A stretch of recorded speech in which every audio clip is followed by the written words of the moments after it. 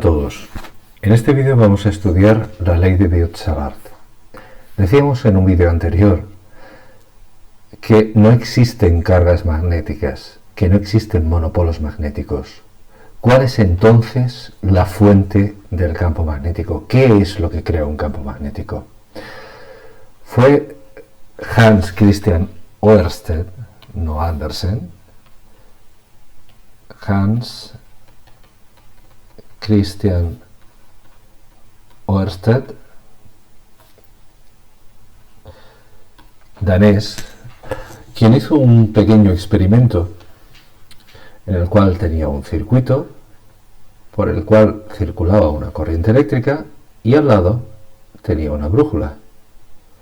Y observaba una cosa muy curiosa. Observaba que la orientación de la brújula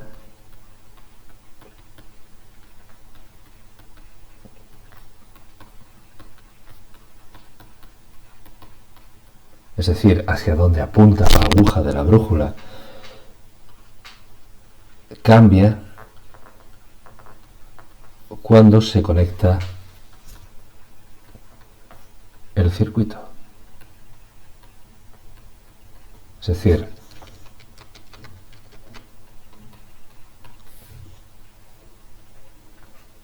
circulaba por aquí una corriente y entonces la orientación cambiaba.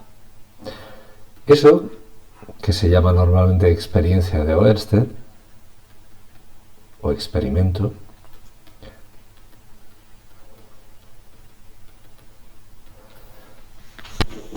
realmente demostraba una cosa. Demostraba que las cargas eléctricas que se mueven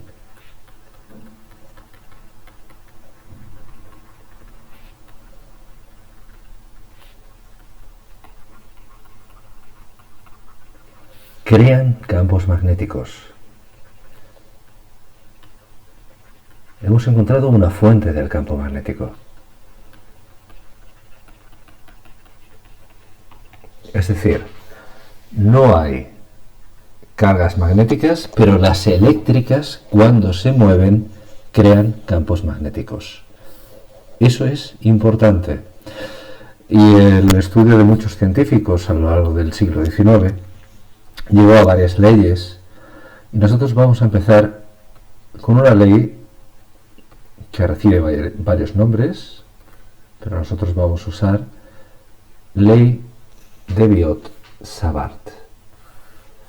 Y esta ley dice que el campo eléctrico, el campo magnético, evidentemente, el campo magnético que crea una carga Q en un punto a una distancia R, si la carga se mueve a una velocidad V, es el siguiente. Vamos a pasar a la siguiente página. Es un vector, lo que tenemos aquí.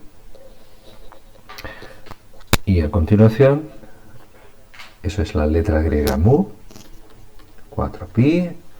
Aquí tenemos la carga, la velocidad. Y ahora explicaremos qué significa cada cosa en esta fórmula.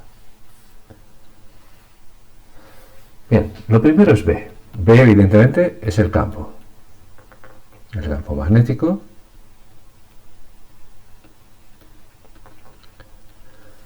Q es la carga que crea el campo.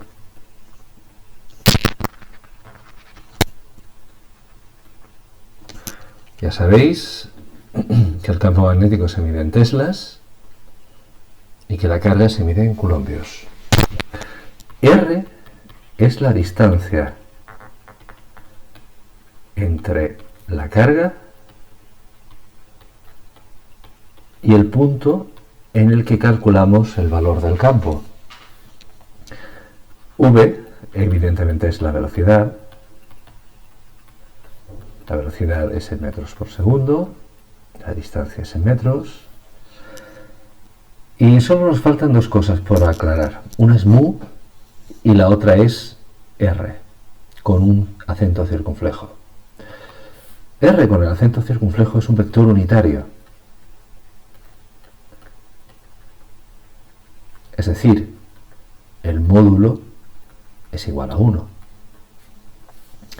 Y no solamente es un vector unitario, es un vector unitario que sale de la carga y apunta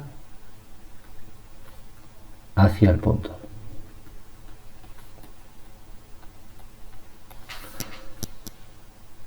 Y por último nos queda mu. Mu es una constante que depende del medio y se llama permeabilidad magnética. Permeabilidad magnética. Magnética. Personal.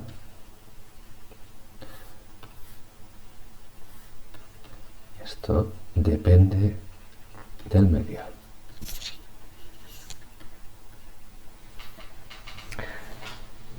En el vacío, esa permeabilidad magnética tiene un valor conocido que es 4pi por 10 elevado a menos 7 newtons multiplicado a amperio a la menos 2. Esto es en el vacío. Bien, vamos a ver lo que significa exactamente esa ley. Imaginad que tenéis una carga eléctrica aquí, en este punto, y se está moviendo con una velocidad determinada. Pues si yo quiero saber en este punto cuál es el campo magnético, lo primero que tengo que hacer es decir que esto es la distancia r y el vector unitario r con el acento circunflejo, es decir, sale de la carga y va hacia P. Ahora, ¿qué ocurre con el campo magnético? ¿Hacia dónde va? El gran problema que hay con este dibujo es que es un dibujo en 2 dimensiones. Y el campo magnético, en este caso, vamos a suponer que la carga es positiva, se puede demostrar que como es un producto escalar, vectorial, el campo sale de la pizarra, sale de aquí. Es decir, esto sale de la pantalla. Ahora mismo se está clavando en vuestra frente. Es el gran problema. Cuando estamos intentando representar gráficamente algo tridimensional en 2 dimensiones, tenemos que hacerlo muy bien para que se transmita correctamente la idea. Por eso hay modos de hacerlo de manera exitosa. Fijaos.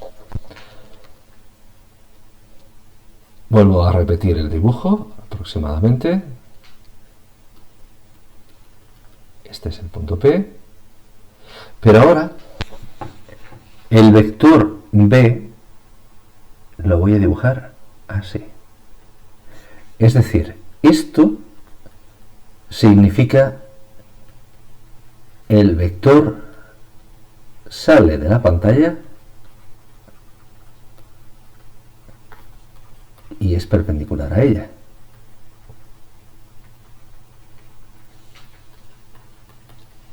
Eso en muchos casos nos sirve para no confundirnos, para no equivocarnos con esto.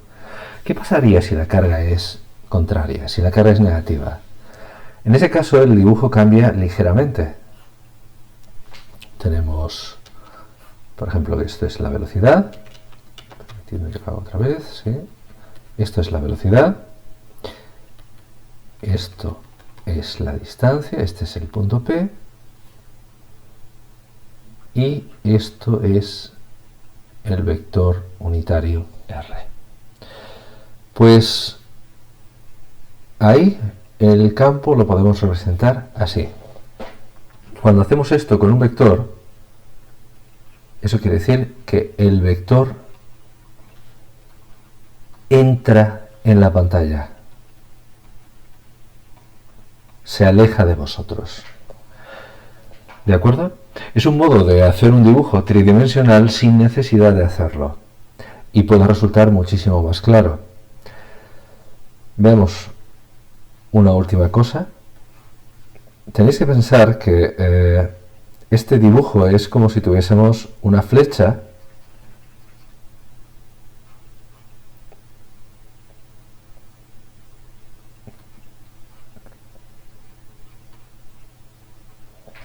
muy exagerada por ambos lados. Entonces, cuando vemos la parte delantera desde delante, o sea, es decir, si tenemos aquí a una persona que está mirando, esa persona lo que ve es esto. Y cuando tenemos a una persona mirando por detrás, esa persona lo que ve es esto. Por lo tanto, cuando dibujamos una cruz, una aspa, consideramos que el vector está entrando en la pantalla, o entrando en el papel, o entrando en la pizarra, y cuando dibujamos un punto o un punto dentro de un círculo, consideramos lo contrario, que sale de la pantalla. Bien, el gran problema de la fórmula realmente es el producto vectorial que aparece. Sabéis que cuando tenemos un producto vectorial, podemos separar eso en su módulo, que como os podéis imaginar es muy fácil, pero atención a esto, como es un módulo, la carga, que sabéis que puede ser positiva o negativa, debe ir en valor absoluto, no podemos tenerla de otro modo. Pues bien, si tenéis esta expresión, lo primero que aparecía era v. Lo siguiente era un vector unitario, el módulo es 1, eso quiere decir que realmente no tenemos que hacer nada, no aparece. Y por último, como es un producto vectorial, tenemos esa fórmula. Aquí no hemos aplicado nada nuevo, eso es simplemente por la definición de producto vectorial. La dirección es perpendicular a V y a R, es perpendicular a esos dos vectores. Y el sentido es donde viene el problema. Aquí, esto es lo que siempre cuesta trabajo a la gente. Para eso se inventan una serie de reglas que pueden ayudar a entender qué es lo que está pasando. Imaginad que tenéis una carga positiva. La carga positiva se mueve hacia la derecha de la pantalla, eso es la velocidad. Ahora pensad en este punto. En este punto, el campo, se puede demostrar, sale de la pantalla. Y en este punto, entra en la pantalla. Ese campo está entrando aquí. Eso es campo magnético, eso es campo magnético. Y si vemos esto en 3 dimensiones, intento dibujarlo, lo que ocurre es que alrededor las líneas de campo forman una circunferencia y es así. Aquí el gran problema que tenemos en este tipo de dibujos es cómo consigo hacer el dibujo para que no cause confusión. ¿Qué parte es la que está delante y qué parte es la que está detrás? Entonces voy a hacer un poco de trampas.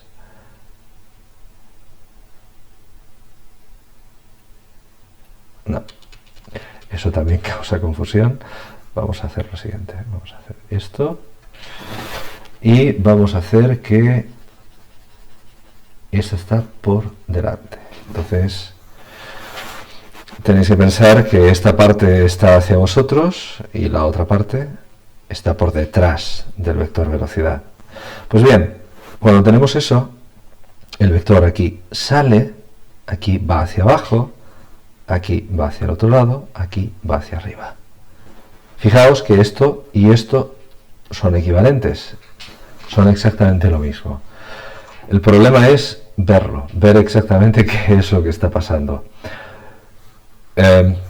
Veamos. Un modo de entenderlo mejor es imaginad que tenéis vuestra mano derecha y esto es el pulgar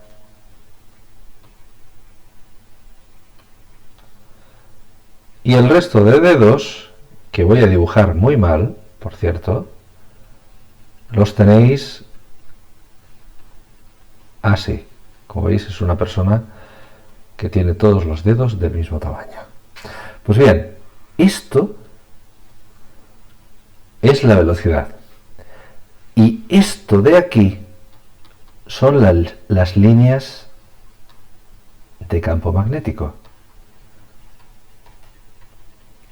Esto se llama regla del sacacorchos y se hace siempre con la mano derecha.